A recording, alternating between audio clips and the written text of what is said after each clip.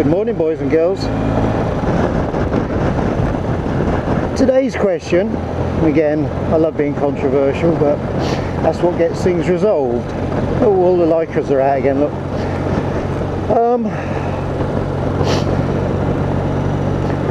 Vloggers, are you dangerous? I mean, really, are you dangerous because you vlog? I'm going on the tack of, I'm talking and I'm sort of concentrating on what I'm saying.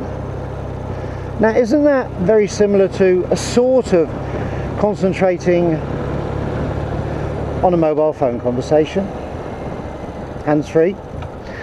And isn't that only one step removed from holding it in your hand? Where do we draw the line?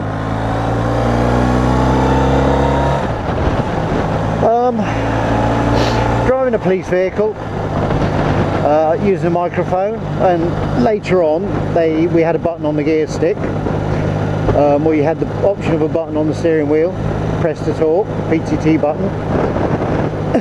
We don't have that.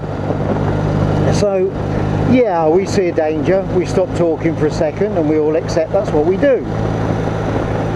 But how much of our brain is being used to control the bike, the function, the road, what we see? How much of the brain is being used to think about the subject on which we're chuntering? Hello, hello, hello.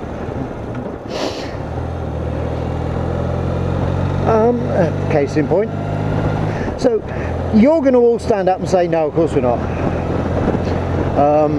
For a start, we're not concentrating on somebody else's conversation.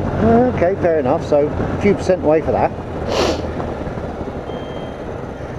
And some of you are going to stand up and say, well, it's a totally different thing, isn't it? That slowed him down, didn't it? That was deliberate, sorry. I could see he was going to cut that corner. At that speed, if he wants to hit me and get sued, that's fine, it's on camera. Anyway, apart from being a little bugger, I am trying to find out, and I want sensible arguments. I don't want any really crass, any knee-jerk reactions. I want you to think about it. What portion of your brain goes into doing a vlog? What percentage of concentration are you using to control the conversation, and what percentage to control the bike? And I want you to go out and do a vlog and think about it. And I'm consciously looking in my mirrors every 9 seconds because that's what I was taught. I had it drummed into me.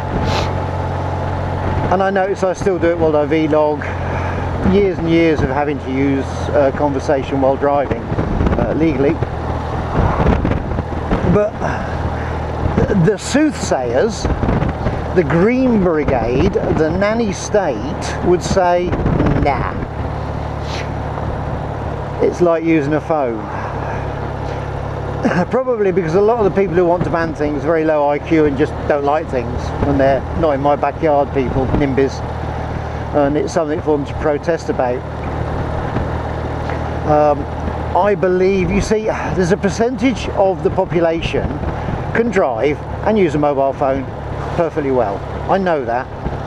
There's a percentage, fairly average, but there's a big percentage of, well, it's not low IQ, it's not low intelligence, it's low concentration. I don't know what bubble we could put that in, but people who have very low concentration spans can't. You've seen them doing 1 mile an hour in the queue, weaving. You've seen them on the motorway changing lanes without knowing they were changing lanes because they're busy looking down at their lap, or they're busy phone. Now you see, that's the other thing. Mobile phones, you're not allowed to use them. So people have gone surreptitious. So now instead of looking ahead and talking into them to their friends, they're looking down in their laps. Which is more dangerous? For Christ's sake, I'd rather have a moron on the phone driving, looking where he was going, than the moronic mother doing 30 mile an hour in a built-up zone with a motorbike coming the other way, looking into her lap, discussing coffee with her friends. Banning mobile phones, I think, has created a bigger problem. How about when you sail a yacht, you need a certificate of competence to use the radio, or you should have one, let's put it that way. The RYA and the Maritime Agency would like you. I took a test, I took 3 days training, took an exam to use a maritime radio because I was off sailing Blue Yonder. If you want to use a phone, how about a test? How about a test of your ability to do so? It's a hell of a topic, isn't it? Come on, let's be honest. We all have a chunter at mobile phone users, but I'm willing to bet a few that are chuntering publicly have done it themselves, or their partners are doing it and they're turning a blind eye. Not I. When it became law, I instantly stopped using a mobile phone, even in the police vehicle, because for a start, even I could get nicked for 75 quid in Jersey at the time, and I couldn't afford it. And you know, it was obvious that eyes were going to be on me, so I only used the police radio. But we had at that time the PTT buttons put in. So look at this moron. He wasn't going to slow down and let me out. Being courteous isn't on his radar. I'm having a chuntry again, aren't I? That's the other thing, courtesy.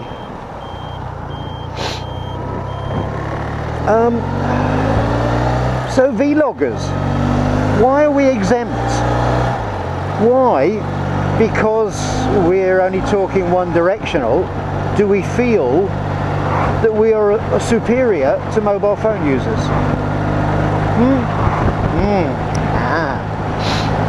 Do I feel superior? No, actually I don't. Which is why I've raised the topic.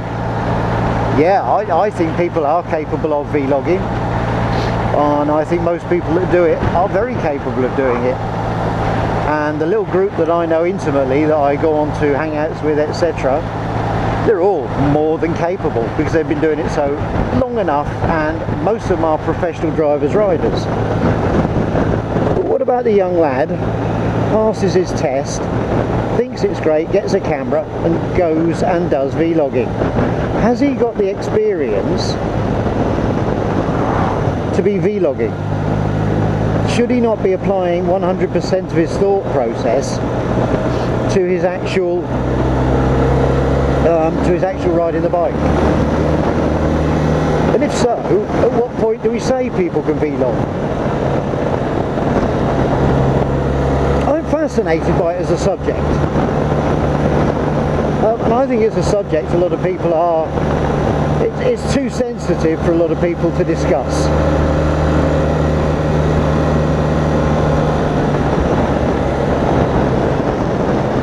So I'm going to leave you with that thought, a short one today. I'll leave you with a few minutes enjoying the scenery. I'm going again down Braxted Brick Wall, which is one of the longest private brick walls in Britain. It goes around the whole estate. Inside that estate is gorgeous.